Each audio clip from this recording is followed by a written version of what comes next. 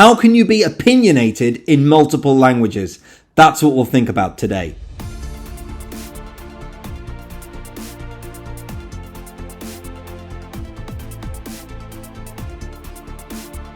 Hi, my name is Pete, and in 2024 I'm reading the whole Bible in its original languages, Hebrew, Aramaic and Greek. I'm using a reading plan that I wrote myself, which is available in an ebook I've released for free. Today I read Job chapter 21. In verse 2, Job tells his friends to listen using a Hebrew way of speaking that has traditionally been understood as a form of emphasis. Shim'u shamoa milati utehi zot tanchumotechem. The similar sounding words there, shim'u shamoa, are an imperative followed by a cognate infinitive absolute. In 1906, Thackeray published a note on how cognate infinitive absolutes are rendered in the Old Greek translation. An infinitive absolute is a form of a Greek verb that functions a lot like a noun, but without any morphological inflection. So it doesn't have any endings like plural, singular, stuff like that. An infinitive absolute is always connected to another verb. A cognate infinitive absolute is one that has the same root consonants as the verb it is connected to.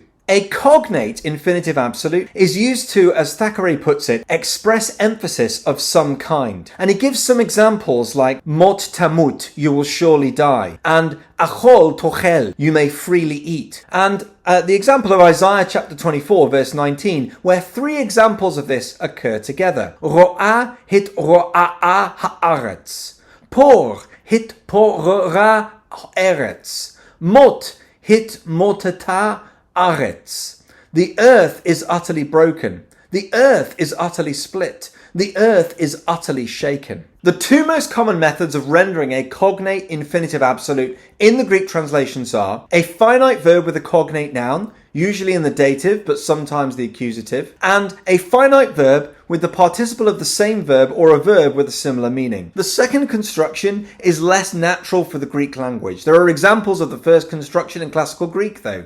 Thackeray gives these two examples. Chamor chamin, in true wedlock, and firi fevrin, flee with all speed. In the Pentateuch, cognate infinitive absolutes are mostly translated with the first method, using a noun and a verb. This is always the case for passive verbs. For example, Genesis chapter 17, verse 13. Peritomi peritithisite. For himol yimol, meaning he will surely be circumcised. Active and middle verbs, though, are translated with either a cognate noun or a participle, or for no discernible reason, it seems. But when the rendering with a participle is used, then it is made to sound more classically Greek by varying the verb, using a combination of simple and compound verbs, and using an aorist participle. For example, Exodus chapter 21, verse 5, apokrythis epi, answering, he says. The rendering of the cognate infinitive absolute is starkly different in the books of the kingdoms, which have in almost every instance a verb with a participle, even when the verb is passive. The order of words is sometimes reversed, and the translators don't mix simple and compound verbs. There are two common exceptions to this. Thanato apothani, you will surely die, and zoi zisi, you will surely live. But other than these, there are only three exceptions. Thackeray counts the number of renderings in each corpus, showing the statistical difference between them. So in the Pentateuch, there are 108 instances with a noun and a verb, 49 with a participle and a verb. In Kingdoms, 18 with a noun and a verb, but 59 with a participle and a verb.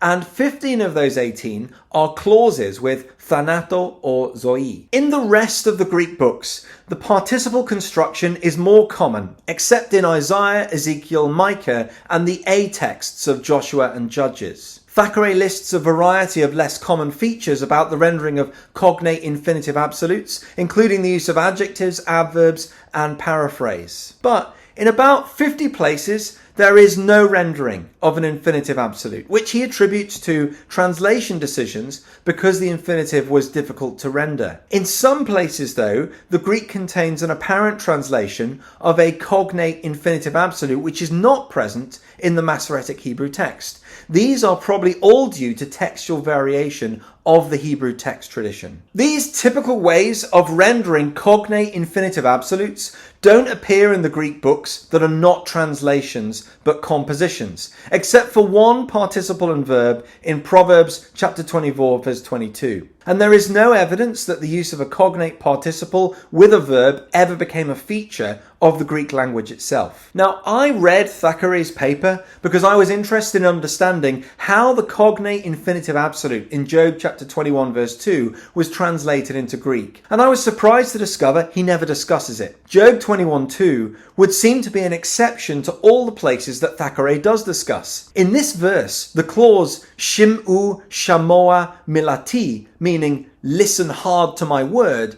is rendered in the Greek with two imperatives. Akousate, akousate, mouton lochon. Listen, listen to my words. The clause shim'u shamoa appears 3 times in the book of Job. Here, in chapter 13 verse 17, where it is also rendered with 2 imperatives in the Greek, and in chapter 37 verse 2, where it is rendered with an imperative and an accusative noun, similar to the more classical Greek way of rendering this construction. As far as I'm aware, the repetition of a Greek imperative is not a regular feature of Greek syntax, but I haven't had time to research that. So if you have any thoughts on it, please do share them in the comments section below. Repetition is a common Semitic way of creating some sort of emphasis, which is arguably what a cognate infinitive absolute is doing. It's basically repeating the verb and not adding any extra syntax to that repetition. It's worth someone perhaps exploring more widely to see if there are other examples in the biblical corpus or elsewhere of Greek verbs being repeated with no variation at all for some sort of pragmatic purpose, and to evaluate whether that seems to be similar to what's going on here in Job chapter 21. So I'm doing reading like this all year. I'm reading journal articles, I'm doing other such things alongside reading the Bible in the original languages.